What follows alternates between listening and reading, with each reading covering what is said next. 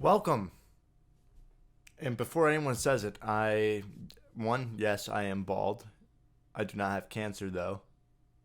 Second, I also got pegged at a Cracker Barrel. Could have caused the cancer. Anyway, today we're going to be doing something a little bit different. So welcome to Lou's Unconventional Comic Review, if that's what you want to call it. And today we're going to be talking about some comic I really just absolutely adore right now. And that is Ultimate Spider-Man 2024. This comic, it's damn good. It's damn good. So I want to get into it. That being said, there are differences that I love about this comic. Let's just throw that away. I don't need that anymore. It starts off pretty damn good. You have Peter Parker. Spoilers, by the way. They're spoilers. These are going to be spoilers. It starts off kind of with this Peter Parker who is older. He's married to MJ. Has a couple kids. I like that aspect. Him and MJ are together, unlike certain other runs. And so they're together. Both Ben Parker's still alive. Weird, but fun. And J. Jonah Jameson is still kind of like, the asshat you kind of know. But he has a little bit of heart to him, and which in this series, that's refreshing. Fisk owns the Bugle, as we find out through this series. And both Ben and Jonah quit after an incident. And they start their own rival news company series called The Paper, and which is going to be all online. And that's really cool. It's cool to see human drama again within a superhero universe. I know it's not a new subject by any means, but it's really refreshing in this one because the majority of the issues up till now have been that until I think it's issue 2 or 3 that we don't actually see Spider-Man be Spider-Man. We see Green Goblin, and it's Harry's Green Goblin.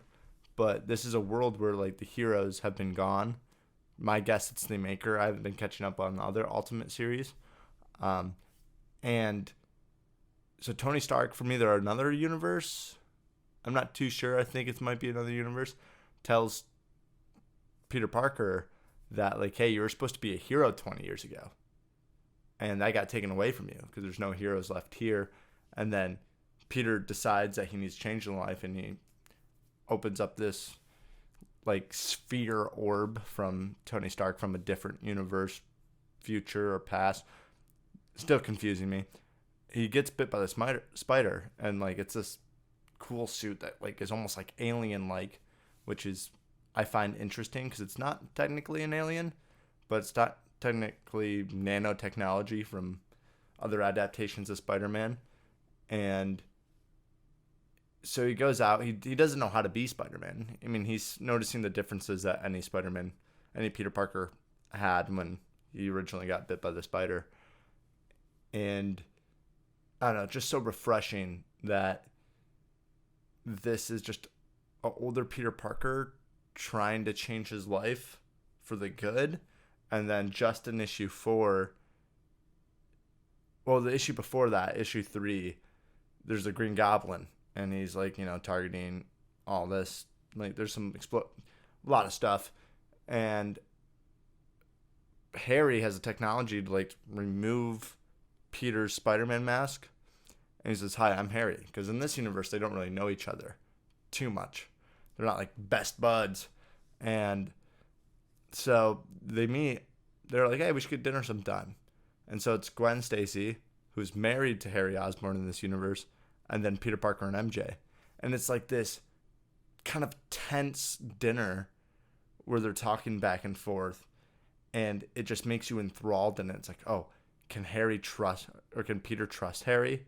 And is he a villain? Does he agree with things? They have a couple things they agree on that need changing. But who's gonna cross that line?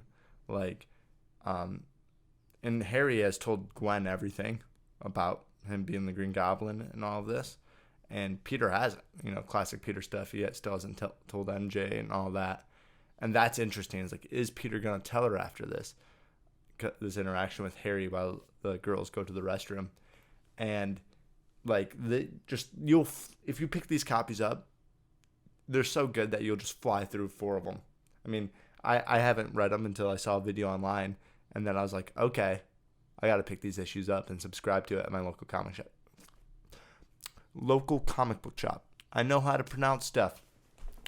And I suggest you do the same, I mean, you can go through Amazon and go whatever, but, if you have a local comic book shop, they'll help you, man. Just pick out your issues there. It's a great place to go.